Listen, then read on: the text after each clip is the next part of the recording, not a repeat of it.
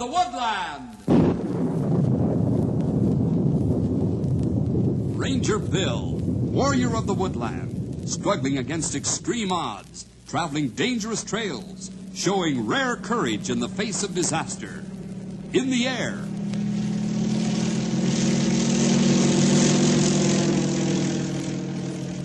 On horseback.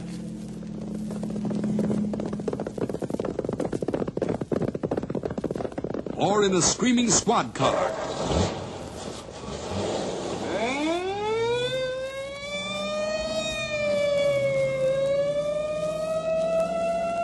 Ranger Bill, his mind alert, a ready smile, unswerving, loyal to his mission. And all this in exchange for the satisfaction and pride of a job well done.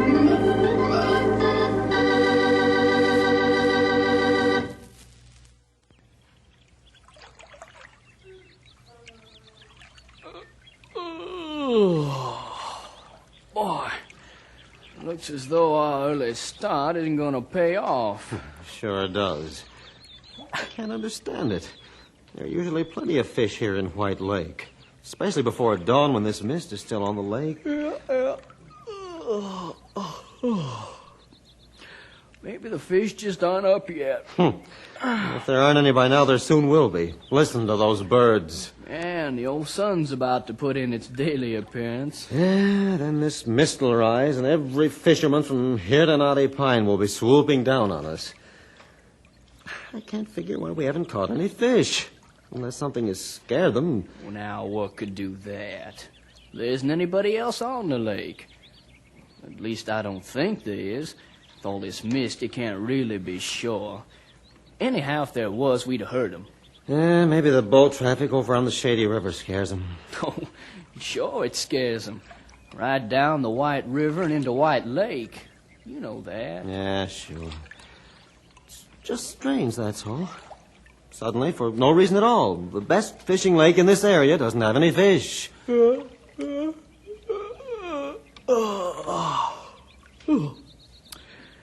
I still think they just aren't up yet. And I don't blame them. Hey, what was that? Hey, boy, you really are jumpy. What's wrong? It's probably just a fish waking up. Yeah, sure. I guess I am a little jumpy. Sure are. What's the matter? I don't know.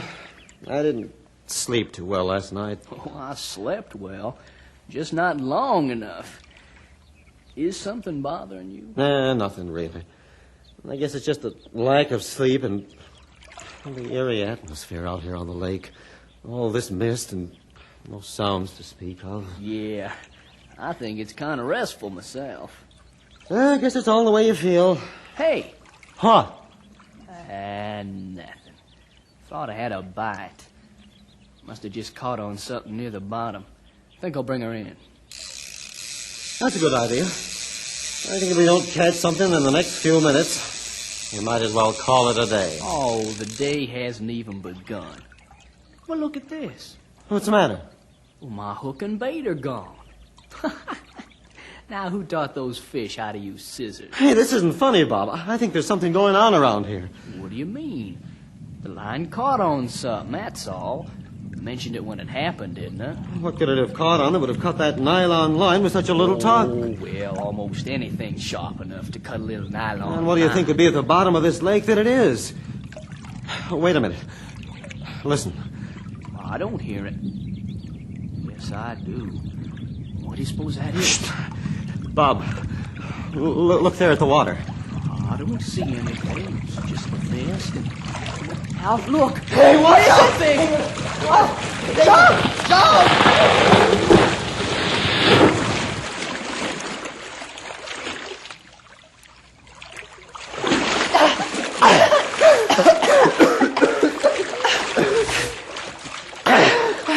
Alf, you okay? Yeah, I'm okay. What was it? I don't know. Gotta get to shore. Come on. Which way? I can't see in this mist. Follow me. Gotta move fast. What's wrong? Why? That thing, it's still somewhere here in the lake.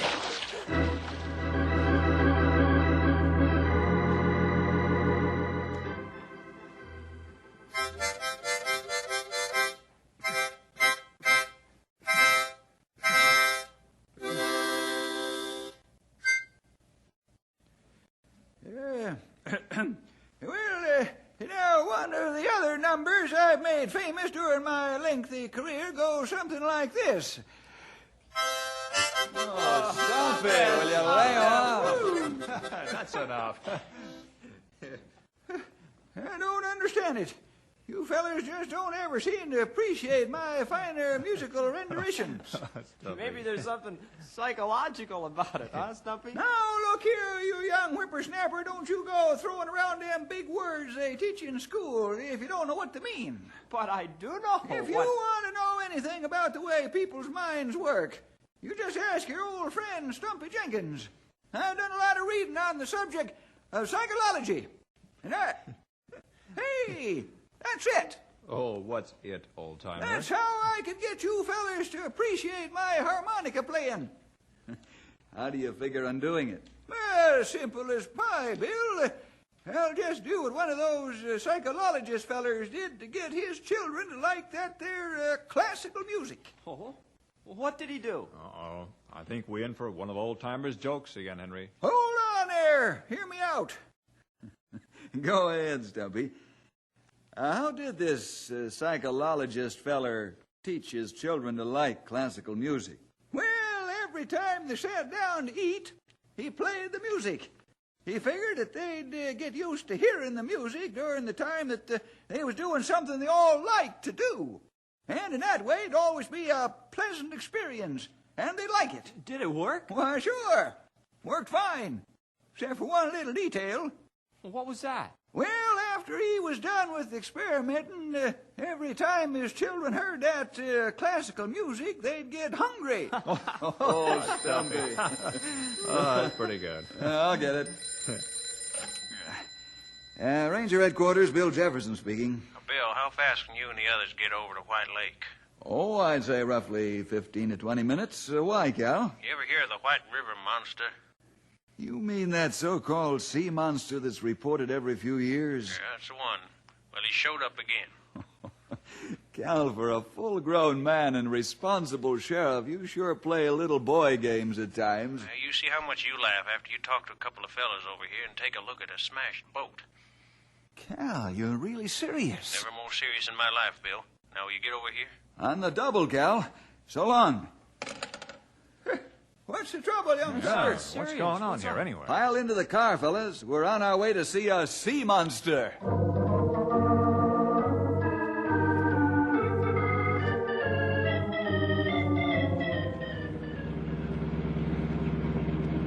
Bill, what's the story on the sea monster?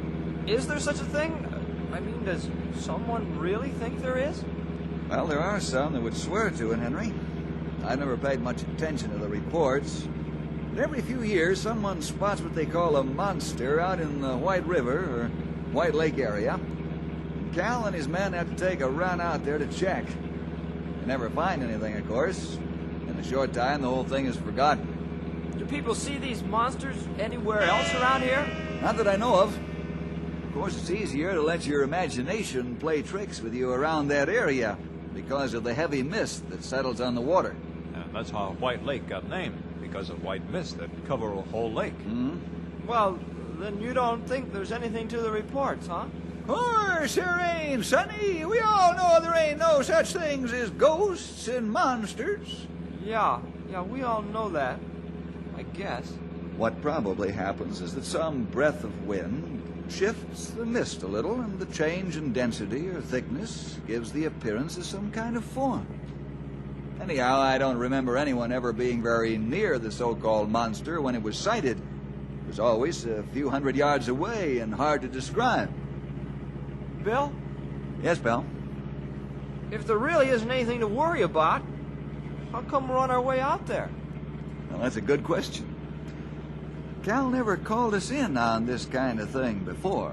Maybe you need others to help convince people that there is no monster. Yep, that's probably it, all right. Well, Cal sounded a little pushed on the phone. I didn't get the idea that he was just playing. He said something about a boat being wrecked. By the monster? I wouldn't jump to conclusions, pal. Let's just wait until we talk to him, huh? That'll not be long from now. There's Sheriff's car near Lake Edge. Sheriff and 2 men near a small fire on left. I'm just beginning to make the whole thing out, and Grey Wolf has it all described. Well, we'd have been in a lot of tight spots if it hadn't been for Grey Wolf's sharp vision. Hang on now.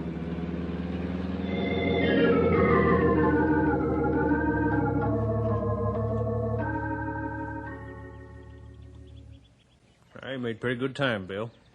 The tone of your voice on the phone helped, Cal. Are these the men you mentioned? That's right. Al Thornsburg, Bob Beamers, this Ranger Bill Jefferson, Henry Scott, Stumpy Jenkins, and Grey Wolf. Hi, Al. Pleased to meet you. Howdy. Isn't it a little early in the morning for you fellas to be swimming? We wouldn't have if we hadn't needed to, Mr. Jefferson. Bob, suppose you tell us what happened, huh?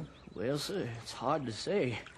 Like we was telling the sheriff here, we're not too sure what we saw. Uh-huh. See, Henry? Uh-huh. We were out early this morning before the mist rose to fish. It's always a lot better that early before anyone else arrives, and the fish aren't all scared off yet. But this morning, there weren't any fish around. We thought it was kind of strange, but we didn't make anything special of it. You thought it was fishy that the lake wasn't fishy, huh? Tell him what happened next, Alf. Well, we were just about deciding to call it a day When my line got caught on something in the water, and I pulled it in, and my hook and bait had been torn off. or cut off. Then all of a sudden we heard a strange kind of rumbling sound. Alfie heard it first, real low and quiet. Then all of a sudden we saw something coming up out of the water. Oh, it was horrible. About 20 feet high when it stood up, all full of arms and tentacles. Waving and swinging them in every direction. And then it saw us, and down it came. Smashing our boat and knocking us into the water. You're always right. We floundered around in the water, trying to get our breath and figure out what it was that we'd seen. But whatever it was stayed under. So we swum right for shore. And now do you see why I called for you, Bill? Yes, I see, all right. This is a little different from the usual monster report. You said a mouthful there, young feller. What do you make of it? It's hard to make anything out of it yet, old-timer. I say we look at damaged boat for ideas. Good idea, Grey Wolf. Has any of it washed ashore? Well, yes, it has, Bill. Most of it. I was about to take a look when you arrived over there by the edge. All right, let's go.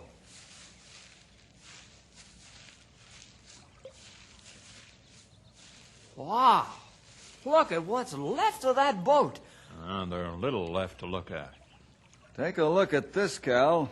Here along this broken edge. Wow. I never seen anything like that before, Bill.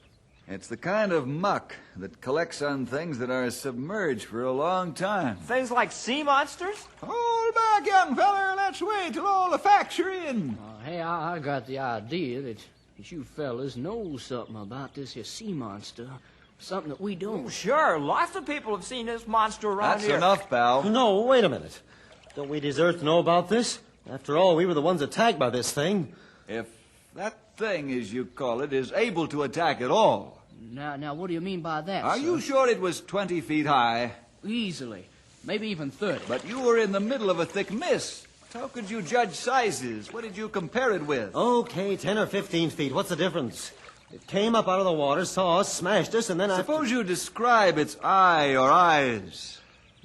Well, now, Mr. Jefferson, it all happened so fast, and with that mist. Hey, out wait there a minute. and all, I get the idea that you think we're trying to pull a fast one on you. You don't even believe this ever happened. People have tried it before. Yeah, well, we're not other people, and we know what we saw. Why, this smashed bow here is proof. What else do you want?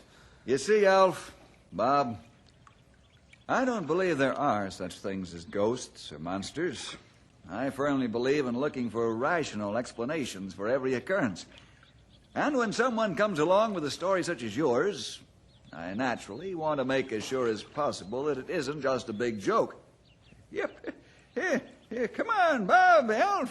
Fess up. This is just one big joke now, ain't it? Boy, if you won't believe us, no one will. You have to. We really were attacked this morning. By what, I don't know.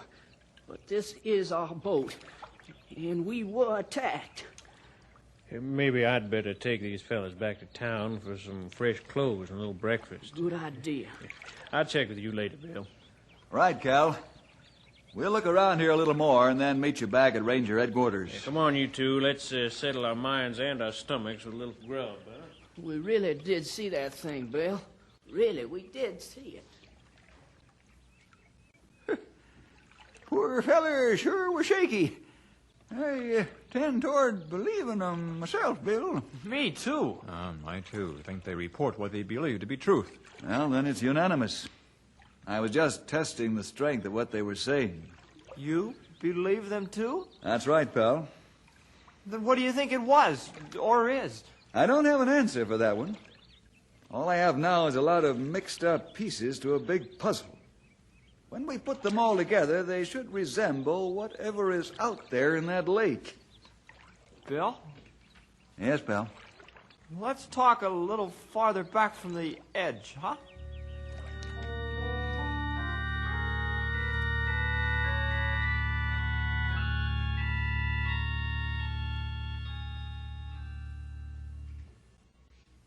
Yeah, that's right, Cal. No, we didn't find anything new. A couple more pieces of the smashed boat with that same muck on various parts of it. Mm-hmm. Yes, I think from the placing of that stuff on the pieces, it can be established as rubbing off whatever hit the boat. Well, I just don't know, Cal. I've never seen anything like this before. What could rise up even 6 feet above a boat and come down on it with enough power to smash it? Oh, listen, Cal, Henry's just come in with some things I want to look over on this thing. Why don't you stop by in a few minutes? By that time, Grey Wolf should be back, and we can try to piece something together. Okay, Cal.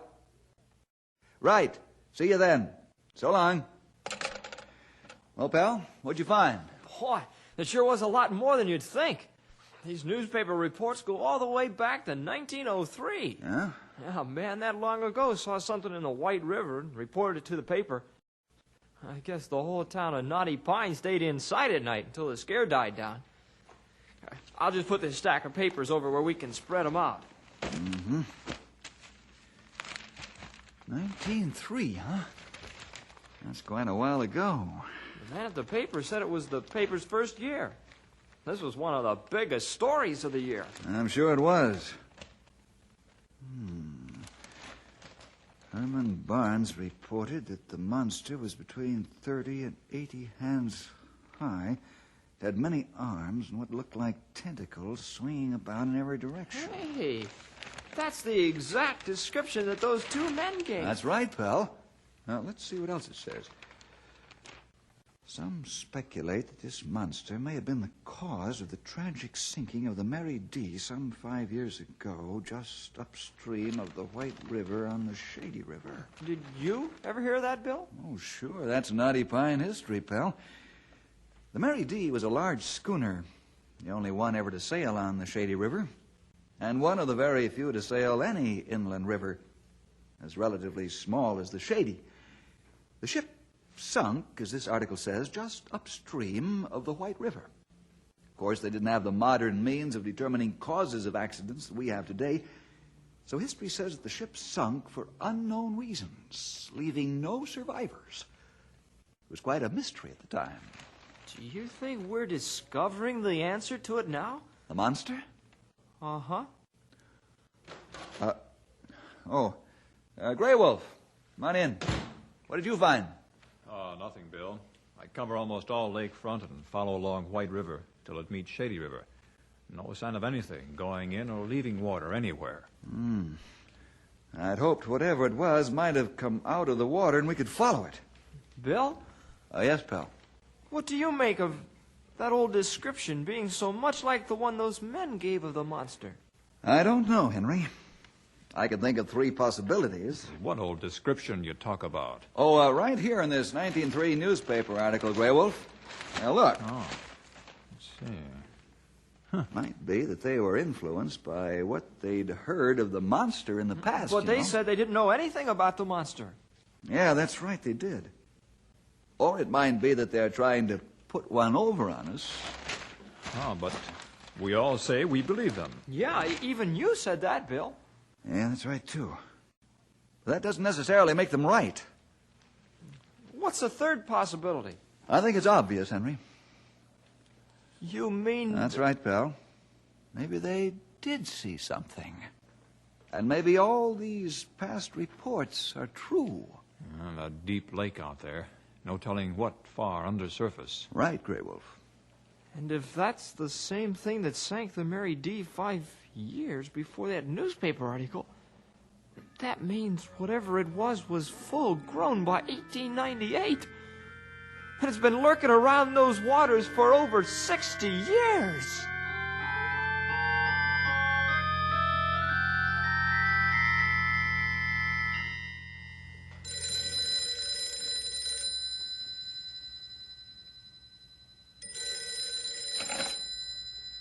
Yeah, hello. Bill, Cal. Oh, hello, Cal. Couldn't sleep either, huh? Nope. Was sort of hoping you'd have something to ease my mind. Like a solution to this whole thing, huh? That's right. What if I were to say that I think there really is something in that lake? Would that be enough of a solution for you? I think we all believe that, Bill. What I want to know is, what is it? Where did it come from? How do we get rid of it? I don't know any of that. Now, listen, Cal, as long as you call, let's recheck the facts. Maybe we can turn something up. Okay, why not? Now, let's see. Thing sure has a history. People been spotting it out there for at least 60 years. And every description is pretty much the same. Right. But this latest sighting by Bob and Alf this morning was the first time that whatever it is ever did any actual damage. The other time, it was only seen at a distance. Well, now, you're not forgetting the sinking of that old schooner on the Shady River, just upstream from the White River, are you? Well, we're not at all sure that this thing had anything at all to do with that, are we? No, I guess not. It might just have been a coincidence. Besides, that happened a good 5 years before that thing was ever spotted. Hey, wait a minute. Huh? Are you onto something? The monster has never been reported outside the White River, White Lake area, right? Yeah. I couldn't even find anywhere where it came out of the water.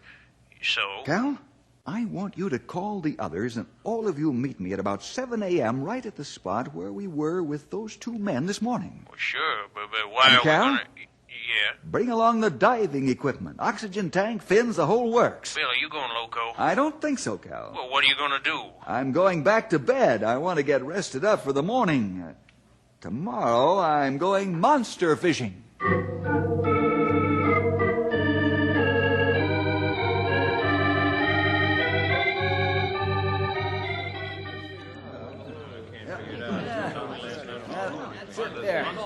There, that should do it. Are you sure you know what you're doing, Sonny? Yeah, Bill. We're all pretty worried about you. Hey, do you know what you're going to run into down there? Maybe you'll let me come with you. Help in case of unexpected trouble. Oh, he's crazy, that's all. Sure is. If he'd seen what we saw, he wouldn't be so anxious to jump in there with it. Now, I appreciate your collective concern, my friends, but let me assure you that I don't expect any danger down there. If you really want to be helpful, you could start a little fire, you know. It's a bit chilly for a swim, and I'd be grateful for a warm spot to come back to. If you come back at all. You sure you want to go through with it? Right, and the sooner the better. Aren't you taking any weapons, like a gun or harpoon or something? I've got all I need right here, Henry. Just a flashlight? That'll be a great help.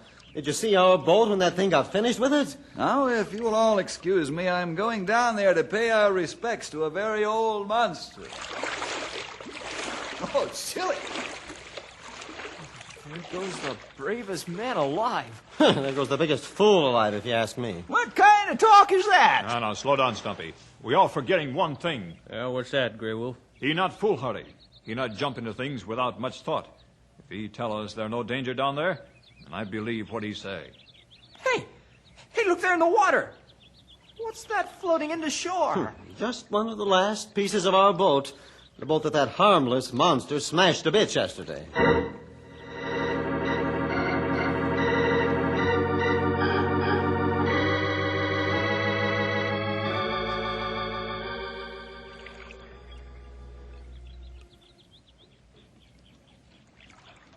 How long's he been down there?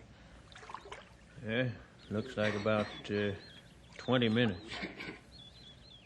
Mist almost all clear from top of lake. I think I'll get a few more sticks to put on the fire. Hey, Cal, has he got enough oxygen to stay down this long a time? Oh, sure, plenty. Stumpy, why don't you serenade us with one of your real fine harmonic numbers, huh? Well, I don't think so, Grey Wolf. Thanks, anyhow. Look! Great horny toads! I never seen There it is. What is that thing out there? It looks just like everybody says it does. I've never seen anything like that before in my life. Hey, Grey Wolf, where are you going? Bill down there with Fink. My help. Wait, Grey Wolf, you don't know what it is. You might get... Maybe I better get in there too, huh? No, hold on there, Cal. No sense all of us running out there all at once. Bill and Grey Wolf are a match for anything. It looks like Bill and Grey Wolf swimming back this way. Yeah, but what's that they got between them? What's... like some of that monster? They're dragging it into shore.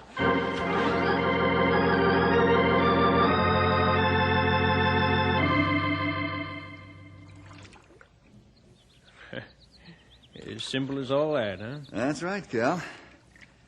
You know, it came to me when we were talking on the phone last night.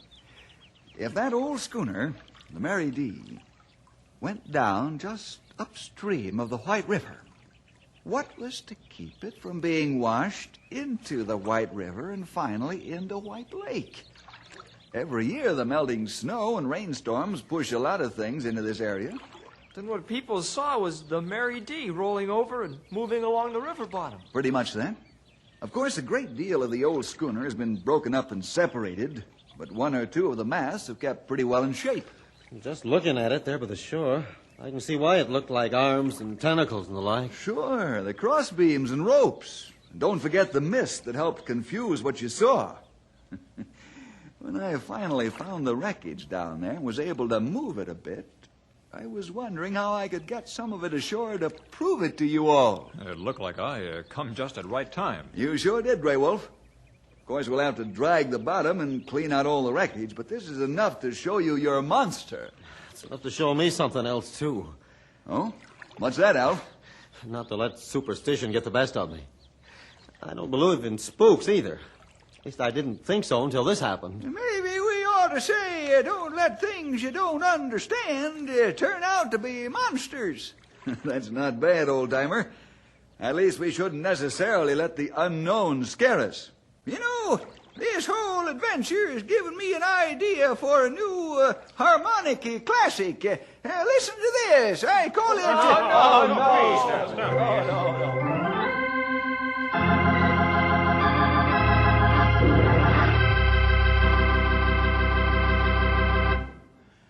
Well, things aren't always what they appear to be, are they? I guess we learned that in this adventure. See you next week for more adventure with Ranger Bill!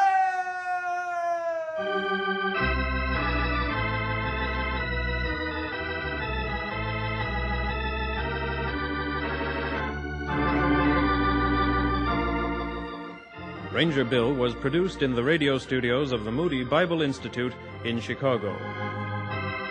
This has been a presentation from our Moody Broadcasting Network archives. Please join us again for another classic right here. It's almost the night before Christmas, and there's plenty stirring at our house. Gifts to deliver, cards to address, and we're far from broke, even giving the best. Elgin American. The loveliest dresser set for swanky Aunt Carrie. That sensational lighter case for smooth Uncle Harry. And Mother's Elgin American simulated pearls. Gorgeous strands, earrings and rope. She'll let me borrow them, I hope. Yes, our magnificent compact magic action lighter and cigarette cases just couldn't be righter than Elgin American makes them. And talk about values. Elgin American beats them all. Looks like $1 million for prices so small. And there's also American Beauty to save you even more.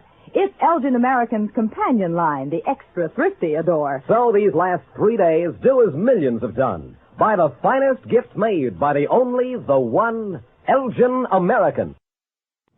Good gracious, I've nothing for the Johnsons yet. Oh, gifts for girls at the office. Heavens, what can I get this late for Jim's boss? Keep calm, folks. It's not too late to buy the gifts that will make a big hit, do you proud, and look more expensive than they are. Elgin American gifts for men and women. Exquisite compact cigarette cases, dresser sets, luxurious simulated pearls, sensational lighter cases, magic action lighters, an almost endless choice of the most wanted gifts, all at real value prices. Gifts with the world's finest designing and craftsmanship, the prestige of the leading name in its field, the thrill of saying it's an Elgin American. So make your last-minute shopping a big success. Tomorrow, buy the first in fashion, first in value gifts of them all. Elgin American gifts. The name Elgin American means the very finest quality, designing, finish, and craftsmanship. The best value. In exquisite compacts, gorgeous simulated pearls, magnificent dresser sets, magic action lighters, wondrous lighter cases, distinguished cigarette cases, handsome military sets, fascinating musical humidors. Your favorite store has a complete assortment of the newest Elgin American styles right now. See them. And for your own proud use, for thrilling prestige gifts, always buy Elgin American.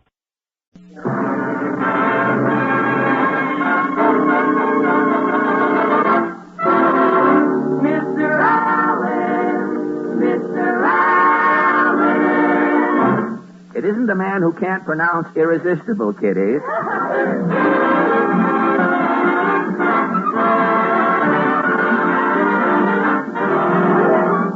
The makers of Bluebonnet Margarine and Tenderleaf Tea present The Fred Allen Show. With Fred's guest, Bert Law. Portland Hoffa, Minerva Pius as Mrs. Nussbaum. Alan Reed as Falstaff Openshaw. Parker Fenley as Titus Moody. The DeMarco Sisters. And Al Goodman and his orchestra. And until I start blowing the claghorn, my name is Kenny Delmar. Ladies and gentlemen, this is National Baby Week. Tonight we haven't a baby to start the program, but we do have a man who is in his second childhood. And here he is, Fred Allen.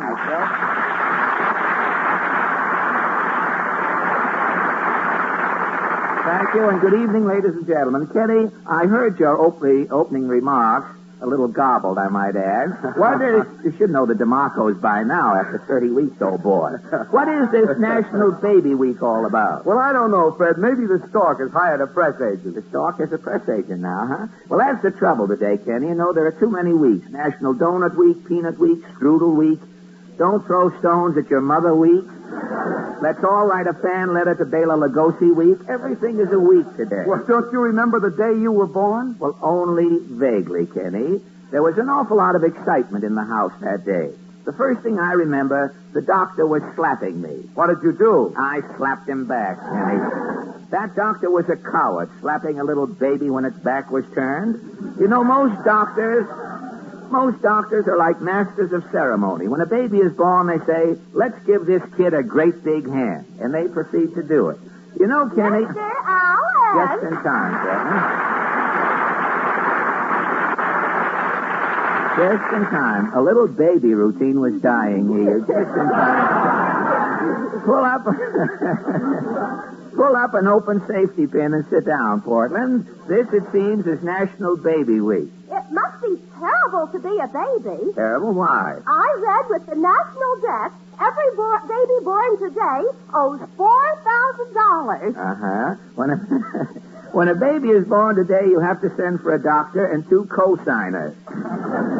Say, I missed Gabriel Graham's swing this week. What's new, Portland? Mama and I saw the plastic show. Yes, I guess the termite is doomed.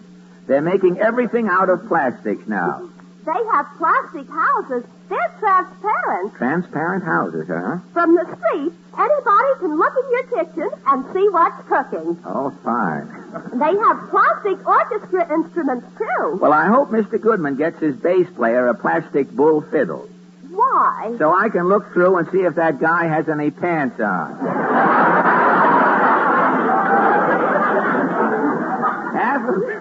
Half of the time he's standing behind that thing in his underwear. Tell me, what else is new, Portland? Doctors have discovered a new surgical sponge that dissolves in the body. You mean if a doctor leaves a sponge in you after an operation? The sponge disappears. Well, that's remarkable. Mama had an operation once. And? The doctor left a rubber glove in Mama. Does the rubber glove bother your mother? Sometimes. Mama says her stomach feels as though it's shaking hands. All right. I read, if I ever see a doctor with one rubber glove, I'll tell him where the other one is. I read that the police are after butchers who are hiding meat these days. Oh, they have a new system. Well, how do they locate the hidden meat? The police let loose a buzzard. Yeah? The police buzzard flies over a building. Yeah? If the buzzard smacks his beak, Uh-huh. there's meat inside. If the buzzard smacks his beak, huh? Well, that does it, Portland. Buzzards and babies are dying. And throw the baby jokes to the buzzard. We'll be rid of the first 2 pages. And speaking of smacks, how about dropping in on those wet smacks down in Allen's Alley? What is your question? Well, this week, the Senate Post Office Committee approved a long overdue raise in pay for most postal employees. And so our question tonight is, what is your reaction to the new wage increase for our postal workers? Shall we go? As one hyphen said to the other hyphen, let's get together and make a dash.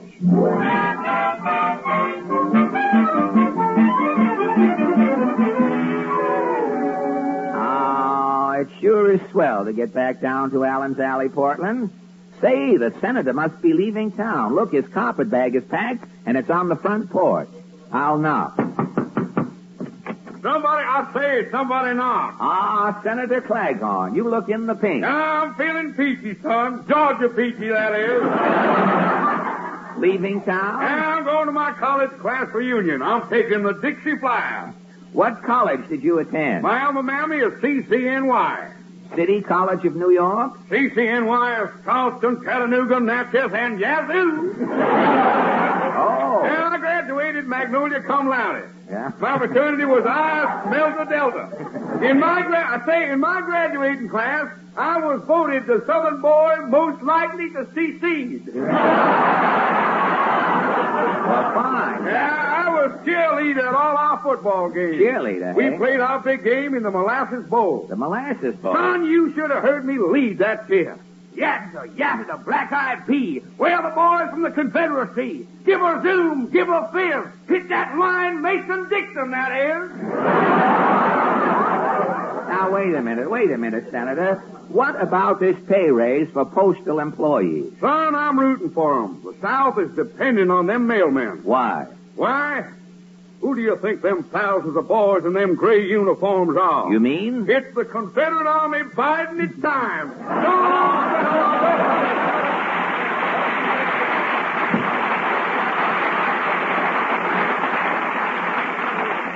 Well, if there's another war, the senator's going to have plenty of carriers, all right.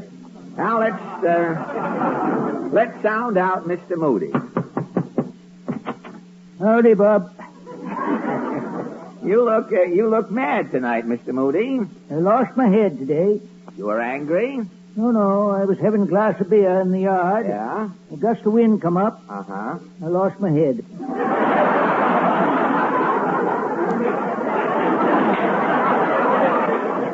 What is your reaction to this this pay raise for postal employees? Every post office worker should get more pay. But one. But one? My postman. He's going too far. Too far, huh? Yeah, every time I send away to Sears Roebuck for merchandise, yes, before the postman delivers it, he uses it. Well, how do you mean? Well, I sent away for a mail order suit. The postman wore the suit before he delivered it to you? Not only wore it, he was sitting in it. Sitting? How do you know? Seat of the pants was all sprung. I see. Looked like somebody had been carrying a watermelon in it. God. I ordered a double-barrel shotgun. The postman used that, too? When he come to the door, yes, gun was still smoking, and I smelt duck on his breath. Had duck on his breath. White duck? God. I ordered a new bathtub. When it came? Bathtub had a ring in it.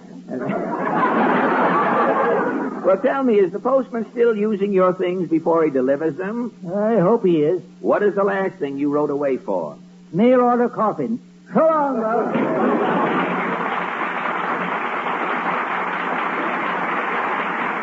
Well, looks as though Mr. Moody has the postman dead to rights. Well, let's try this next door. No. Mrs. Nussbaum. You were expecting maybe Humphrey Pushcart. Tell me, Mrs. Ann, how do you feel about postal employees getting higher salaries? For being Mrs. Townsend Nussbaum, I could thank only the post office. Well, how do you mean? When I am a young girl, footloose and fancy, I'm incessantly winning through the mail contest. Contest? What sort of contest did you win? All kinds. Limericals, also jingles. Really? You had a winning limerick? What was the limerick? Do you remember? A man once named Pinkus McGee stood standing up straight, 4'3". He read in the news about elevator shoes. Now Pinkus is taller than she. Very good. Awfully good. Tell me, how did your winning jingle go? Horowitz' herring is on the beam. It's delicious with sour cream. Horowitz' herring with a matzo ball. You can't eat it, bones and all. The pickle, pickle, pickle, pickle, pickle, pickle. Excellent.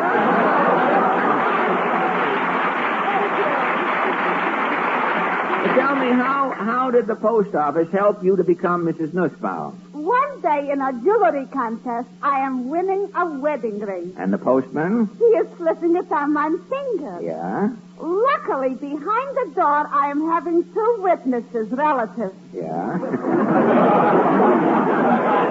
And also a justice of the peace. Yeah? The next thing I know, the justice is saying, $2, please, and I am Mrs. Pierre Nussbaum. You mean the postman was Pierre? It is not Jim Farley, Cookie.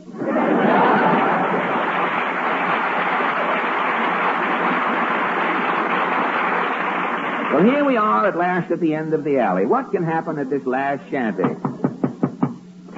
Stay calm, all. Don't get nervous. Falstaff's here, and at your service. Troubadour Openshaw, fresh from Boston. What's new on your rhyming agenda? Have heard Flatbush and Greenpoint haven't been the same since the Dodgers won that no-hit game? No. Hasn't they? Hasn't, no. How about this? A sight I'll never live to see is Dr. IQ in the balcony. No. A cross-eyed jitterbug is Tallulah Mentor.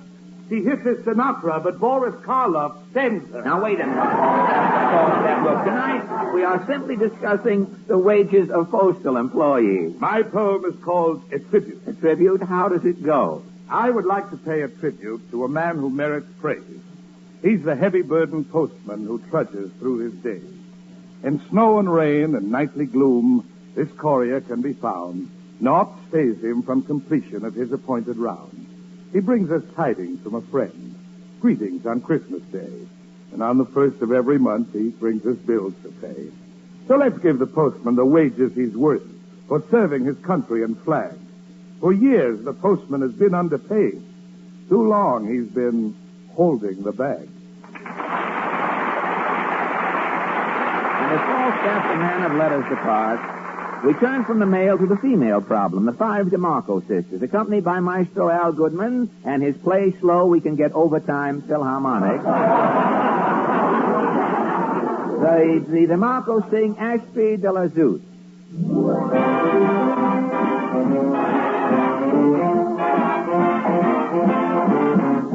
Ashby de la Zoot, Castle Abbey, it's a little English town by the sea.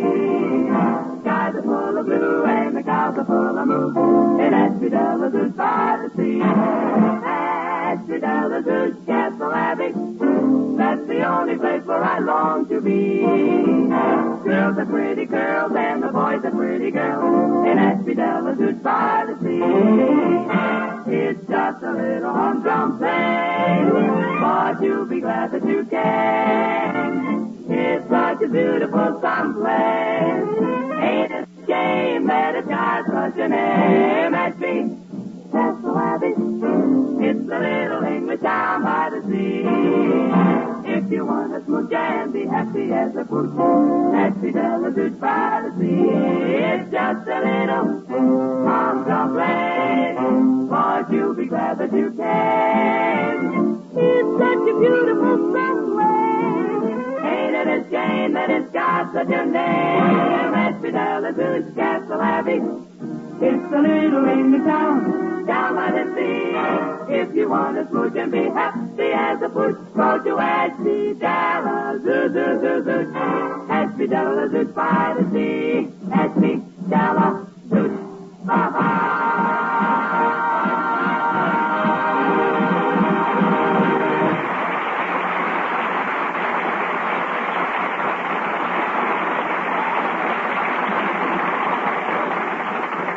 And now, Happy Della Dooch. And now a typical talk about a timely topic. When the topic is food, we all want details, so this is of special interest. Be smart when you spend your food dollars, ladies. Get the most for your money. Get Bluebonnet margarine, for it gives you flavor, nutrition, economy, all three. Yes, not just one, not just two, but all three. You get flavor, delicious flavor. Fresh, delicate country sweet. The fussiest eater in your family will tell you, gee, Mom, this tastes swell. Bluebonnet brings you proved nutrition, too. It's rich in food energy, rich in vitamin A. As for economy, you'll find Bluebonnet saves you real money. Why, it costs so little you can spread it on twice as thick. Bluebonnet margarine is a product of the makers of Fleischmann's yeast. That fact alone tells you it's pure, fresh, dependable. Because of huge shortages of table spreads limit your grocery supply, he may be out of Bluebonnet temporarily. But keep asking. He'll have it. Remember the letters FME for flavor, nutrition, economy. Bluebonnet margarine gives all three.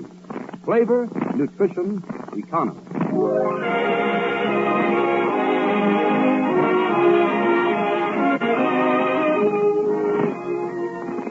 That was all through the day, just barely played by Al Goodman and his 25 squares from Columbus Circle. Yes, Portland, can I have something? Who is our guest tonight? Well, there's been a little trouble, Portland. I did have Thorndike McKeester. Who is Thorndike McKeester? Who is Thorndike McKeester? He's not only Georgie Jessel's grandfather, he is also the only window dresser for all of the delicatessens here in New York City.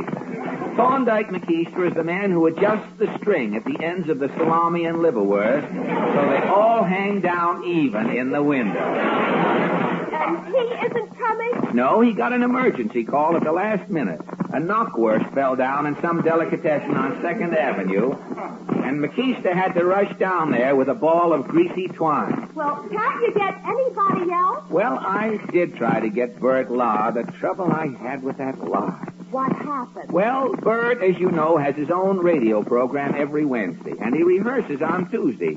So last Tuesday, I started out to see Bert Law.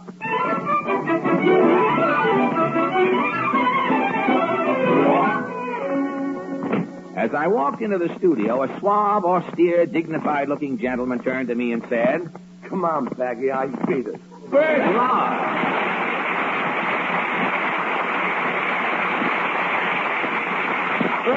Bert, you remember me, Bert. Fred Allen? Fred Allen? To be sure, of course. I never forget a face. With a face like yours, I'll be wasting my time trying. Bert, the way... Bert, the way you barked at me. Oh, it's nerves, Fred. I'm a bundle for Bellevue. Really? Look the way I'm shaking. I feel like I just stepped out of a mixmaster. What's wrong, Bert? What's wrong?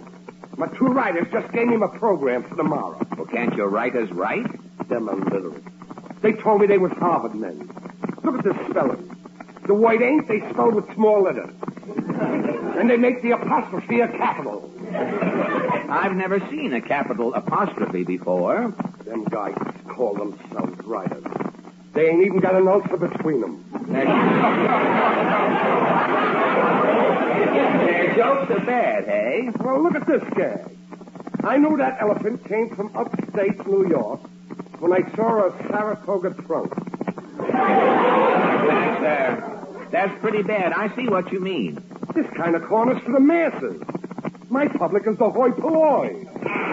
You have a high-class program, huh? High class? I get more Park Avenue fan mail than Mary, Margaret, and McBride. The whole three of them. The whole?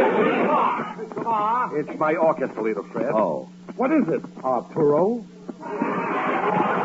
This ballad you're singing, what key do you want it in? What key did I sing it in last week? B flat. We never repeat on this show. This week I'll sing it in C sharp. Right, let me have the first line just for tempo. Okay, hit it, Arturo. High on a windy. That sounds great, Mr. Law. I'll write in a kazoo obligato.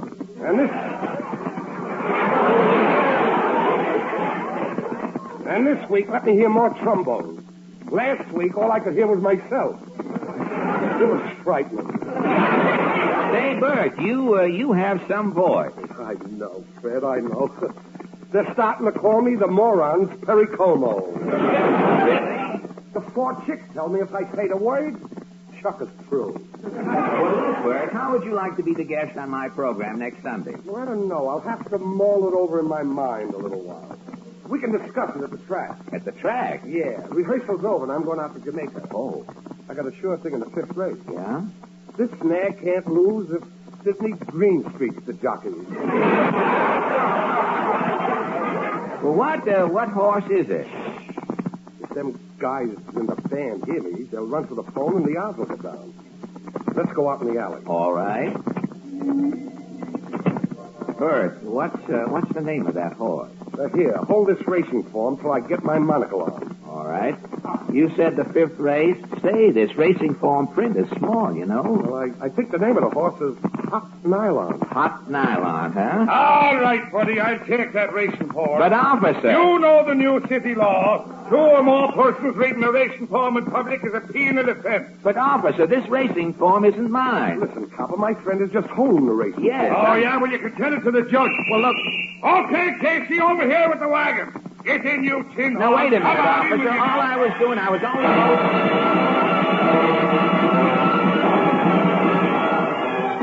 All right, you two, out of the wagon. Mind the step, it's loose. Bert, what am I going to do? Don't blow your top, Fred. I'll get you out of this. But I'm worried. Well, what can they do? We were just looking at a racing form. Well, I know that, but in New York, they're sending horse players to jail just for browsing in groups. I better get a lawyer, Bert. What does a lawyer got? A mount and a briefcase. I got a mount, ain't I? But Bert. I'll handle this case. I'm dynamite in the courtroom. Pure DDT. Quiet, you tout. Follow me. The car's through this door. The judge is sentencing the prisoners. Oh, look, Bert. The prisoner's a little boy in short pants. Listen. Sidney Fenwick, Jr., the court finds you guilty of playing mumbledy-peg for pennies. 9 months. Take him away. Next case. Senor Pablo Gomez, charged lurking near a pinball machine. 10 years. Bert, he got 10 years just for lurking near a pinball machine. If they caught him tilting, they'd have hung him. Next case. Orson Teppel, charged reading a racing form in the presence of another person. Orson Temple. Oh. You know the penalty for reading a racing form in New York City. The court sentences you to 90 years. Solitary confinement. Take him away. 90 years for reading a racing form. Bert, there are 2 of us. We'll get 180 years. I'm getting a lawyer. Leave everything to me, Fred. You'll be sprung quicker than the hinges on a $2 suitcase. Next case. Fred Allen, charged reading a racing form. Allen, the court sentences you... Hey, wait a minute, Judge. You can't sentence a person until he's been tried. Who says so? The law says so. Hey, clerk, is that right? Yes, Judge. What do you know? Okay, let's have a trial, just for the laugh. Proceed. Who's the defendant's lawyer? I'm his lawyer. But, Bert... I'll fight this case to the Supreme Court. Lumpy printing.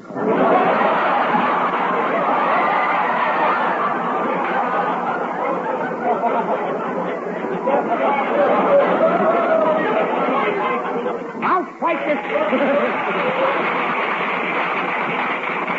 I'll fight this case in the Supreme Court.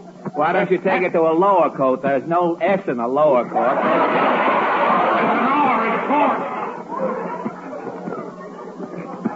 And if I don't... Now I'm reading my thumb.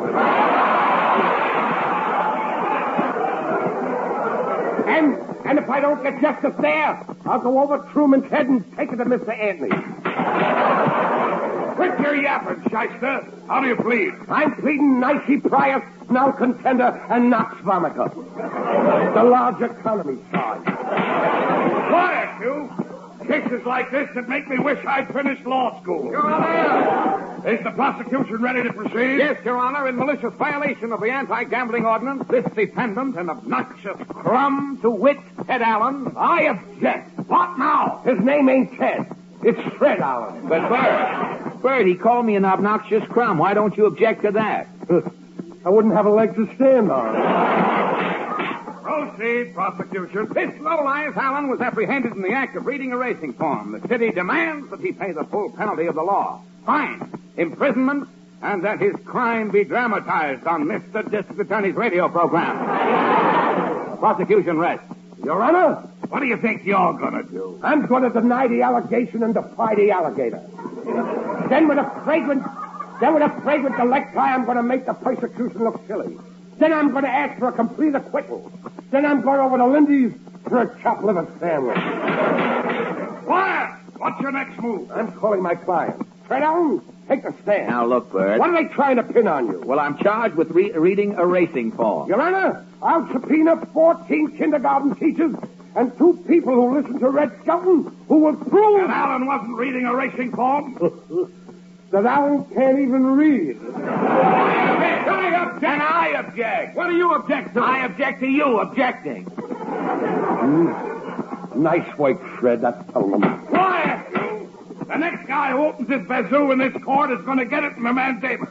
Your Honor! Yes, Mr. Prosecutor. I just remembered I forgot to cross-examine the defendant, Allen. Proceed. Your Honor, observe this anthropoid specimen. Note his floating forehead. The small, darting eyes of the criminal. Bert. Let him go, Fred. I'm just laying back to pounce. Note the low brow, the frustrated look of the felon. Bert. Let him talk. He's walking right into my trap. Mr. Allen? Yes? When the officer arrested you, what were you doing? I was talking to Mr. Law. Yeah, about hot nylon. Hot nylon? I thought so. Millions of women are walking the streets with bare legs. While you, Allen, slink up dark alleys selling hot nylon. But hot nylon is a horse. A horse on you, Allen. Did you or did you not have a racing form in your hand? Yes, Mr. Law and I were going to Jamaica for the meet. Aha! The meat. Not satisfied with selling hot nylon. You were hawking black market meat wrapped in racing form. Why, this is ridiculous, Your Honor. Quiet, you chiseler. Your Honor, this criminal Fred Allen, obviously the head of a nationwide black market and nylon hijacking ring, is a threat to our country's economy. Bert, say something. Let him rave. I'm giving him enough rope. If he gets enough rope, he'll hang me with it. How many people has Allen poisoned selling this condemned beef? And is it beef? Or have we finally trapped the gang that has been stealing zebras and giraffes while the circus has been in town? Bert. His old argument is Atchison, Topeka, and immaterial. Your Honor, I charge Allen with murder, fomenting a national disaster and attempting to wreck the UN. Bert, say something. Here's where I play my ace in the hole. It's about time. Your Honor? Yes? Allen pleads guilty and throws himself at the mercy of the court. Bert, get me a lawyer. Quiet, you! What's your verdict, Judge? Allen, to the bar. Yes, Your Honor. Allen, you are charged with selling hot nylon, poisonous black market meat, and attempting to sabotage the U.S. Case dismissed. Case dismissed. This is New York City. Yes, Your Honor. And in New York City, you are not a criminal unless you are caught reading a racing form. Yes, Your Honor. Get out!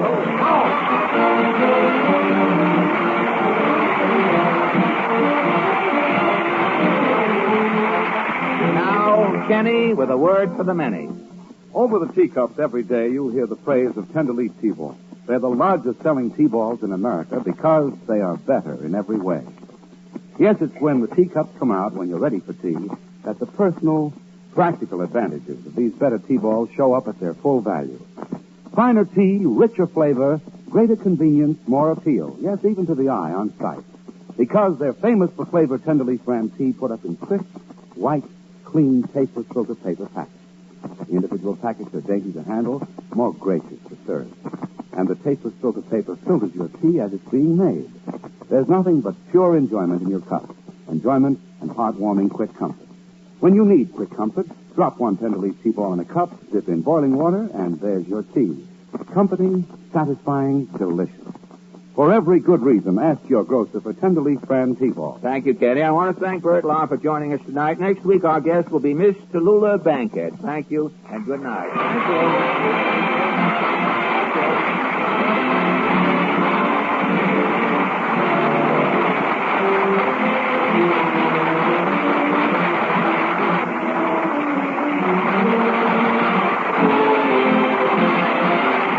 This is NBC, the national broadcasting company.